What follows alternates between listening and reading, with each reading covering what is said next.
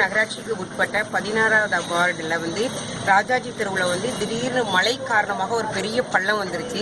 அந்த பள்ளம் காலையில் 9 மணிக்கு ஏற்பட்டுச்சு. உடனே 9 மணிக்கு ஏற்பட்ட உடனே போக்குவரத்தை நிறுத்திட்டு உடனே நாங்கள் என்ன பண்ணோம், நகராட்சிக்கு தகவல் கொடுத்து தலைவர் அவர்களுக்கும் சட்டமன்ற உறுப்பினர் அவர்களுக்கும் எம்எல்ஏ அவர்களுக்கும் தகவல் கொடுத்து எல்லாத்துக்கும் தகவல் கொடுத்து உடனே அந்த இடத்த ஆய்வு செய்து கலெக்டர் முதற்கொண்டு எல்லாருமே அந்த இடத்துக்கு உடனே வந்துட்டாங்க.